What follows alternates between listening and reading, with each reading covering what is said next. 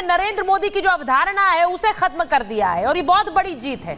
अब ये अगर सरकार नहीं बन पाई, तीसरी बार फिर से नरेंद्र मोदी प्रधानमंत्री बन गए, उसके बाद क्या यही नैरेटिव है जो बार बार दिया जाएगा कि हमने नरेंद्र मोदी को डिमोलिश कर दिया? कहां कर दिया? देखिए सुचित्रा जी, सबसे पहले तो आज सुबह जो आप पार्टी के लोग थे वो कह रहे थे लोकतंत्र की जीत हुई है, और दोपहर को आते आते कहने लगे ये तानाशाही है। चुनाव से पहले कह रहे थे लोकतंत्र प्रजातंत्र की हत्या हो रही है, और रिजल्ट के बाद वो खत्म हो गई है।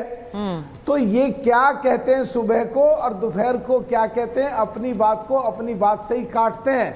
इसलिए मोदी जी के बारे में ये जो कह रहे हैं, इनकी तो बात देश सारा देख रहा है, देश सारा जानता है, सब अनदेखी कर रहे हैं। क्योंकि नेहरू जी के बाद देश के इतिहास में पहली बार ऐसा हुआ जब तीसरी बार किसी ने बैक टू बैक उठा करके प्रधानमंत्री की शपथ ली। नेहरू जी का समय एक और था जब एक ही पार्टी थी, तो आती कौन से सामने, जब आज़ादी के बाद एक ही पार्टी थी। आज तो सो कॉल्ड इंडिया गठबंधन की करीब 30 पार्टियां थी, उसके बाद भी मोदी जी ने हरा करके तीसरी बार शपथ ली। और देश में ऐसा कोई आज तक व्यक्ति नहीं हुआ 1913 से जब से लेजिस्लेटर सिस्टम स्टार्ट हुआ, 1947 से जब से देश आज़ाद हुआ, कॉन्स्टिट्यूट असेंबली के बाद 52 में जब से चुनाव होने शुरू हुए, कोई 4 बार लगातार बैक टू बैक मुख्यमंत्री रहा हो और 3 बार बैक टू बैक प्रधानमंत्री रहा हो। तो ये मोदी जी के बारे में जो भी कह रहे हैं, या उनको डिमोलिश कर दिया, उनको हम जीत गए, मोदी जी हार गए, ये सब चीज़ों के बीच में भी ये जीत मान रहे अपनी। और 9 तारीख को माननीय प्रधानमंत्री मोदी जी ने शपथ ले ली, उनके मंत्रियों ने शपथ ले ली, और 100 दिन का आगे रोड मैप तैयार कर लिया, और उठा करके स्पीकर का आज जो अपना प्रोटेम स्पीकर है जो वो भी डिक्लेयर कर दिया। अभी जैसे ही सदन 24 तारीख को चालू होगा, 26-27 में ऑनरेबल स्पीकर का तय हो जाएगा। और इनको जो सो कॉल्ड इंडिया गठबंधन है, जो कांग्रेस का भी दुर्भाग्य था, देश का भी दुर्भाग्य था, 2014 से 2019 तक इनके 44 एमपी थे, 2019 से 2024 तक 52 एमपी थे, तो ये नेता प्रतिपक्ष बना ही नहीं सकते थे। पहली बार मौका मिला 10 साल के बाद तीसरी योजना में कि अपना नेता, बस खत्म कर रहा हूँ, बोलिए प्रतिपक्ष बना सकते थे, नेता प्रतिपक्ष, तो मैं खत्म कर रहा हूँ सुचित्रा जी, खत्म कर रहा हूँ। काका जी मुझसे नाराज हो जाएंगे ना फिर। अपना बना सकते थे, लेकिन ये अपना मैं खत्म कर रहा हूँ, नेता प्रतिपक्ष बना नहीं पाए, खुद अपना काम कर नहीं पा रहे। कहिए कि आप चवन्नी छाप वाला कार्यक्रम तो एनडीए में नहीं होगा ना मलूक भाई। सांसद जी चवन्नी छाप की तरह एनडीए से नहीं भाग जाएंगे ना, कम से कम वहां तो रहेंगे।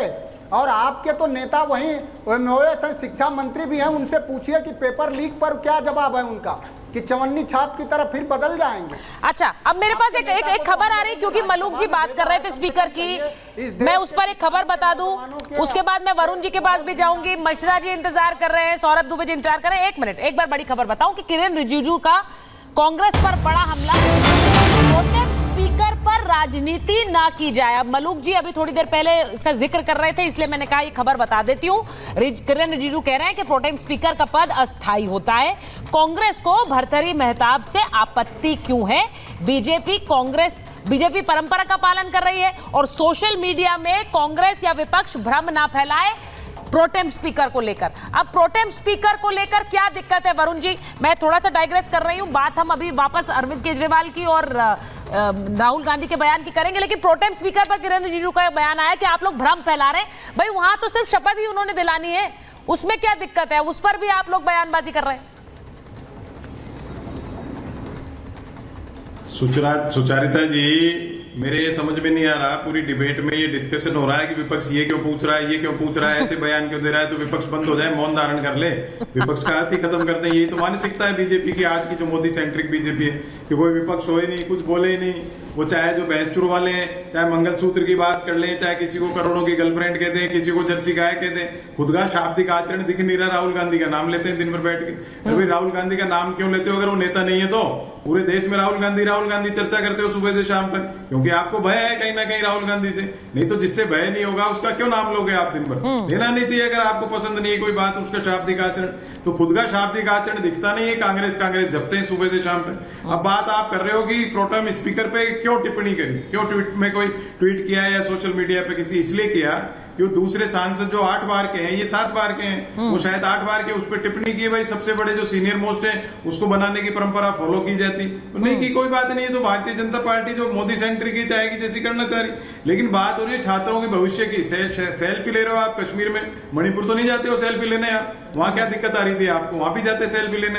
तो ये सब चीजें तो विपक्ष तो बात करेगा भाई, विपक्ष का काम है जनता की आवाज उठाना। और विपक्ष को सीटें मिली है, विपक्ष को भी सीटें मिली है ना। अभी तो कह रहे 99 मिली है कांग्रेस को, खुशी मत मनाओ। अरे भाई आप तो कुछ भी, खुशी भी मत मनाओ, बोलो भी मत, मौन धारण कर लो।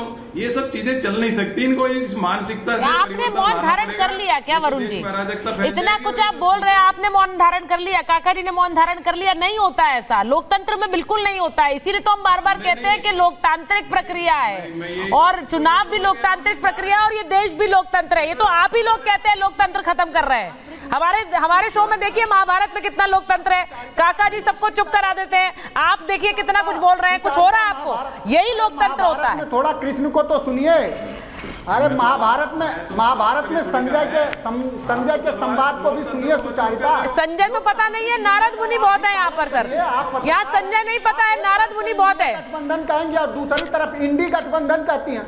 आप इंडी गठबंधन क्यों कहती हैं? आपको दोनों तरफ समता का भाव रखना चाहिए। इंडिया गठबंधन क्यों नहीं बोलती हैं आप क्यों डरती हैं? आप तो पत्रकार, बहुत घिसी पिटी बात हो गई ना मनोज जी। कितनी बार आप लोग ये बोलेंगे? मैं तो इंडिया बोल रही हूँ, आपको खुश हो जाइए आपसे। मैं आपको कह रही हूँ आप इंडिया के प्रतिनिधि हैं भाई, हम सब इंडिया के प्रतिनिधि हैं, खुश हो जाइए मनोज जी। मैंने तो ये भी कह दिया, हम सब इंडिया है, हम सब इंडिया है, इसमें कोई डिबेट ही नहीं है, इसमें कोई डिबेट नहीं है। मैंने तो बोल दिया आपसे, अब इसमें आगे बढ़िए सर।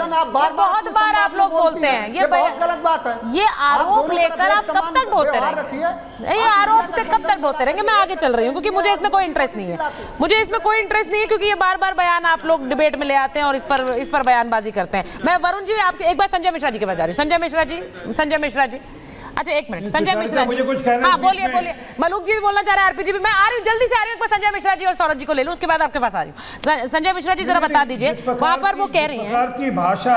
हाँ आ रही हूँ।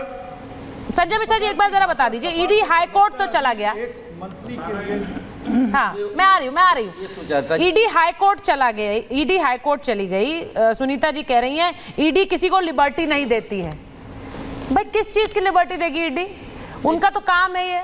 अगर वो जा रहे हैं, कल तो बेल मिल गई थी तो बहुत जश्न था। अब सवाल वापस पूछ देती हूँ, वो तो बहुत सारा जश्न मनाया जा रहा था और ये प्रक्रिया है स्वाभाविक। अगर बेल मिलेगी तो आप फिर जश्न मनाएंगे और फिर कहेंगे कि कोर्ट की वाहवाही करेंगे। नहीं, उन्होंने ईडी के लिए बोला है, कोर्ट के लिए नहीं बोला। हाँ, उन्होंने कहा ईडी किसी को लिबर्टी नहीं देती। क्यों देगी? के फैसले पे हमने खुशी मनाई।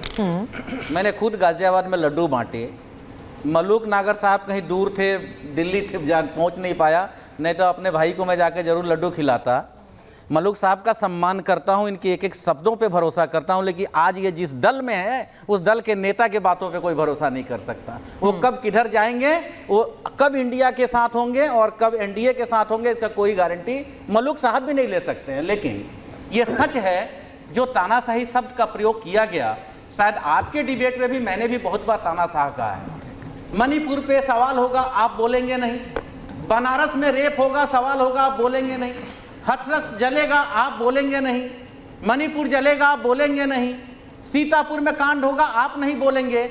क्यों नहीं बोलेंगे? जब तक चाहे वो दिल्ली हो, महिलाओं का मामला हो, जुआओं का मामला हो, बेरोजगारों का मामला हो, महंगाई का मामला हो, विपक्ष सवाल पूछता रहेगा, आप नहीं बोलेंगे, इसे तानाशाही नहीं कहेंगे तो और क्या कहेंगे? मतलब आप तो सांसद रहे हैं, आप तो वरिष्ठ सांसद हैं, आप सब कुछ समझते हैं। आपकी मजबूरी हो सकती है आज, क्योंकि आप गठबंधन व सत्ता के साथ हैं, कल विपक्ष में होते तो शायद आप बोल पाते मेरे सवालों पे, हाँ में हाँ मिलाते। आज मजबूरी है, मैं समझता हूं, लेकिन ये तो बोलिए कि अरविंद केजरीवाल के साथ ज्यादती हो रहा है। भाई राउत एवेन्यू के कोर्ट के बयान को नकारिए। भाई मलूक जी तो जब विपक्ष में थे तब भी वो अपनी मन की बोलते थे। किसी एक कोर्ट के बयान के साथ आप जाएंगे या नहीं जाएंगे? जब ये कहा गया बेल देते वक्त कि हाँ ठीक है कि आप इन्वॉल्व नहीं हैं, तो नहीं है तो जेल में क्यों है अरविंद केजरीवाल? इसका जवाब कौन देगा? इसका जवाब देखिए संजय जी, ऐसा है कि कोर्ट में तो सवाल जवाब ही होते हैं और कोर्ट में दलीलें ही रखी जाती है, उसके बाद कोर्ट का फैसला आता है। मेरा मतलब ये है कि इस पर तानाशाही करार देना, कल बेल पर इतना जश्न मना लिया, आज अगर ईडी वापस हाईकोर्ट चली गई तो उस पर तानाशाही हो गई देश में और उनको आतंकी करार दे दिया गया, ये सब बोला जा रहा है। सवाल सिर्फ इसीलिए पूछ रही हूँ मैं। मनोज काका ने अपनी बात में कहा, हाँ, मैं इसलिए उसको छोड़ दिया था कि जब एक कोर्ट का फैसला अब तक अपलोड नहीं हुआ, अभी तक आदेश आया नहीं, अब किस आधार पर ईडी चली गई? चलिए बताइए आरपी सिंह, मैं सौरभ जी के पास जाऊंगी, लेकिन आरपी जी